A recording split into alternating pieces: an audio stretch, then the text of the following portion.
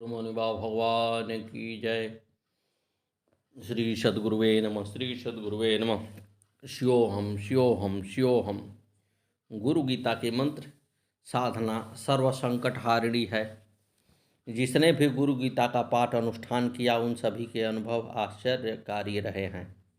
गुरु गीता की मंत्रमाला गुरु तत्व का बोध, शिष्य प्रबोधन एवं तत्व चर्चा के साथ अनेकों मांत्रिक रहस्य भी हैं।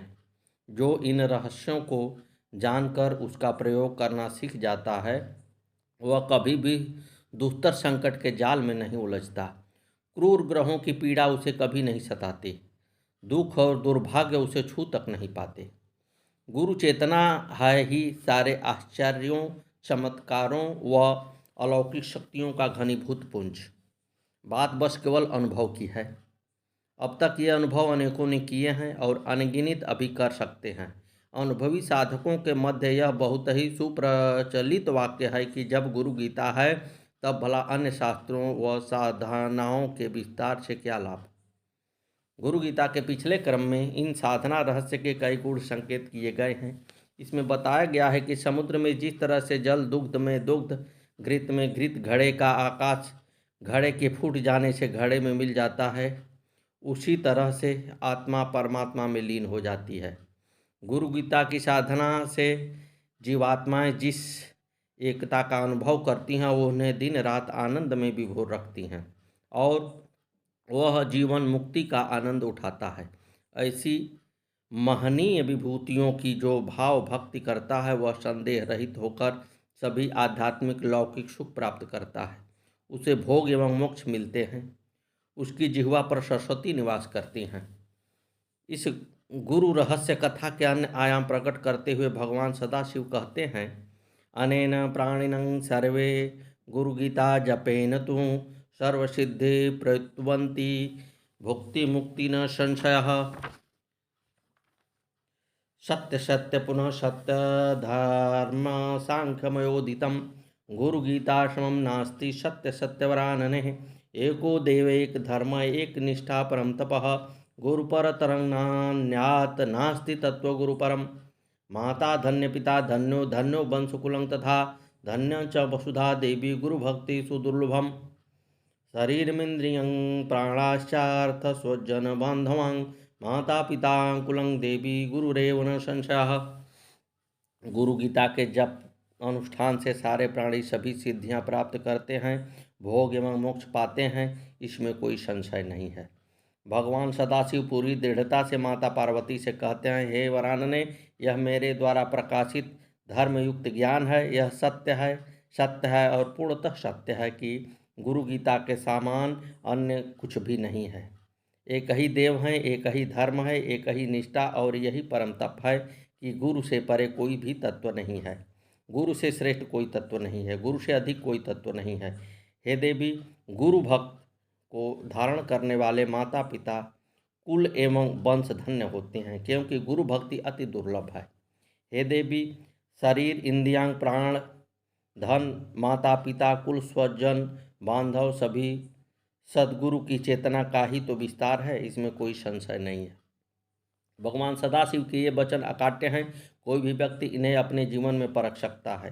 बस बात गुरु गीता की साधना करने की है। यूँ तो साधनाएं बहुत हैं, हर एक का अपना महत्व है, सभी के अपने अपने विधान एवं अपने सुफल हैं, लेकिन इन सब की अपनी सीमाएं भी हैं। प्रत्येक साधना अपना अभीष्ट पूरा करके चुक जाती है, परंतु गुरु गीता का विस्तार व्यापक है। इसमें काम्य अभीष्ट तो पूर्ण होते हैं, साथ ही वृत्तियां भी निर्मल होती हैं। अंत में सद्गुरु एवं परमात्मा दोनों की प्राप्ति होती है। यह बात इतनी खरी है कि जब कोई जहाँ भी चाहे इसे आजमा सकता है। ऐसी ही अनुभव महाराष्ट्र के परम भक्त विष्णु शंकर को हुआ था। विष्णु शंकर सामान्य गृहस्थ थे। उनकी जीवन यात्रा सामान्य जनों की भांति साधारण चल रही थी। घर परिवार की मामूली उलझनों के साथ सब कुछ ठीक था। थोड़े बहुत उतार चढ़ाव तो आते थे, पर अभी तक ऐसा कुछ भी नहीं हुआ जिसे अघटित कहा जा सके। पर दैव का कोप कहे या दुर्विपाक, एकाएक सब कुछ उलट पुलट हो गया। समय का फेर जिंदगी में होता है, ऐसा लगने लगा। ग्रहों की क्रूर दशा साफ नजर आने लगी। खेती, घर, काम काज, रिश्तों का संसार सब कुछ टूट दराने नजर आने लगी। हानि, षड्यंत्र और अपमान से विष्णु शंकर का जीवन घिर गया। वह क्या करे, कैसे करे, कहाँ जाए, कुछ भी नहीं सूझ रहा था। यहाँ तक कि हमेशा शांत एवं स्वस्थ रहने वाले विष्णु शंकर चिड़चिड़े, अन्यमनस्क, उदासीन एवं अवसादग्रस्त होने लगे। विपरीत परिस्थितियों का प्रचंड वेग उन्हें असहाय बनाने लगा। ऐसी असहायता में उन्हें यदा कदा आत्महत्या के विचार घेर लेते। अकेले बैठकर वह फूट फूट कर रोते रहते। कभी कभी शिवालय जाकर भगवान शिव की लिंग मूर्ति के सामने बिलख उठते, परंतु उपाय नदारद था। अब तो असह्य आर्थिक हानि के कारण भूखे मरने की नौबत आ पहुंची थी, परंतु कोई उपाय न था। एक दिन थके हारे विष्णु शंकर अपनी अवसादग्रस्त मनोदशा में यूं ही सो गए। बड़ी विपन्न स्थिति थी उनकी, पर करे भी तो क्या, शिव स्मरण के अलावा अन्य कोई उपाय भी न था। पर उस दिन सोते समय उन्होंने सपने में देखा कि एक श्वेत केश, दाढ़ी एवं दीप्यमान चेहरे वाले ऋषि उन्हें सांत्वना देते हुए कह रहे हैं, धैर्य रखो पुत्र, यह पूर्व जन्म के कर्मों के कारण आया दुर्विपाक है। इस जीवन में तुमने ऐसा कोई काम नहीं किए जिसका तुम्हें इतना कठोर दंड मिलता, पर कर्म तो कर्म होते हैं, यह जीवन में हो यहाँ पिछले जीवन के भोगने तो पड़ते ही हैं। धैर्य रखो और कठिन तप में अपने को प्रवृत्त करो। तुम्हारे कठोर तप के प्रभाव से यह अंधेरा छिन्न भिन्न हो जाएगा। पर तप का आधार क्या है? असत में यह अनुगूंज उठी। यह अनुगूंज देर तक रही। इसके पहले भी ऋषि ने कहा, गुरु गीता भगवान शिव की वाणी है। शिव मुख से उच्चारित होने के कारण यह परम मंत्र है। इसमें असीम ऊर्जा समाई है। इसे ही अपने तप का आधार बनाओ। उस दिव्य स्वप्न में ही उन ऋषियों ने उन्हें तप की प्रक्रिया समझा दी। चंद्रायण व्रत, नियमित गायत्री जप और गुरु गीता का पाठ अनुष्ठान, सात्विक खान पान से युक्त कठोर श्रमशील दिनचर्या। प्रबोध करते हुए उन ऋषि ने उनके मस्तक पर हाथ रखा। उनके दिव्य स्पर्श से विष्णु शंकर के मन में अवसाद जाता रहा। निद्रा से जगकर उन्हें चैतन्य लग रही थी। मन हल्का था और उनमें तप का उत्साह संचारित हो रहा था। अगले दिन गुरुवार था। गुरुवार गुरु चेतना के स्मरण का पुनीत क्षण है।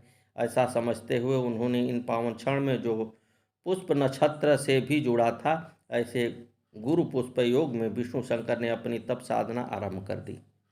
हालांकि परिस्थितियों में अभी भी अपमान, षड्यंत्र, हानि एवं कुचक्रों के प्रबल झंझावत उठ रहे थे, पर अब मन स्थिति भिन्न थी। उसमें तप के लिए प्रबल उत्साह था और दैवी सहायता का प्रबल विश्वास था। इसी विश्वास की गूंज के साथ तप की अंतर्धारा बह चली। दिवस मास बीतने लगे। 6 महीने तक तो परिस्थितियों में किसी तरह का कोई परिवर्तन नहीं दिखाई दिया, परंतु 6 महीने बाद घने अंधेरे में प्रकाश की किरणें फूटने लगी। इतना हुआ कि भूखे मरने की नौबत समाप्त हुई। बाहर अपमान एवं व्यंग के अवसर कम होने लगे। सघन अंधेरे में यह उजाले की वृष्टि बढ़ती गई। गुरु गीता ने उन्हें आश्रय, आश्वासन एवं सुफल सभी कुछ दिया। अब वह अनुभव कर रहे थे कि गुरु गीता दुष्कर संकटों का सार्थक समाधान है, जो संकटों के पास से मुक्त कर गुरु भक्ति, ईश्वर निष्ठा का वरदान देती है। सद्गुरुदेव भगवान की जय। गुरु गीता की मंत्र शक्ति अमोघ है। इसका प्रयोग कभी भी विफल या असफल नहीं होता। बस करने वाले में गहरी भावनात्मक प्रगाढ़ता एवं पैनी वैचारिक एकाग्रता चाहिए। जो शंकालु हैं, संशयग्रस्त हैं, उनकी कभी कोई साधनाएं सफल नहीं हो पाती। फिर भी वे किन्हीं भी साधना उपक्रमों को उलटफेर करते रहते हैं। कई बार चाहतों की चिंता से भरे हुए ऐसे लोग चमत्कारिक साधना विधानों की खोज में रहते हैं। उनका चित्त यत्र तत्र सर्वत्र भटकता रहता है, कभी किसी महात्मा के पास तो कभी किसी देवता के पास, कभी किसी की समाधि पर तो कभी किसी की मजार पर। परंतु जैसे जैसे उनकी यह भटकन बढ़ती है, वैसे वैसे उनकी असफलता भी बढ़ती जाती है। चिंता एक अवसाद के सिवा उन्हें कुछ हाथ नहीं लगता, और लगे भी कैसे। सारे सुख एवं शांति का तो श्री गुरु चरणों में है। गुरु गीता के पिछले क्रम में इसी साधना सुफल की बात कही गई है। भगवान सदाशिव ने परम्बा भगवती को बताया है कि गुरु गीता के जप अनुष्ठान से सारे प्राणी सभी सिद्धियां प्राप्त करते हैं। भोग और मोक्ष कि उन्हें प्राप्ति होती है, उनमें कोई संशय नहीं है। भगवान सदाशिव पूरी दृढ़ता से बताते हैं कि हे देवी, यह मेरे द्वारा प्रकाशित धर्मयुक्त ज्ञान है। यह सत्य ही है नहीं, संपूर्ण सत्य है कि गुरु गीता के समान और कुछ भी नहीं है। एक ही देव है, एक धर्म है, एक निष्ठा एवं एक ही परम तप है कि गुरु से परे और कुछ भी नहीं है। गुरु से श्रेष्ठ न कोई तत्व है और न सत्य। हे देवी, गुरु भक्त को साधारण करने वाले माता पिता एवं वंश धन्य हैं, क्योंकि गुरु भक्ति अत्यंत दुर्लभ है। हे देवी, शरीर, इंद्रियां, प्राण, धन, माता, स्वजन, बंध बांधव सभी कुछ गुरु चेतना के विस्तार के अन्य कुछ भी नहीं है। सद्गुरुदेव भगवान की जय। श्री मौनी बाबा भगवान नमो नमः। आगे की कथा कल।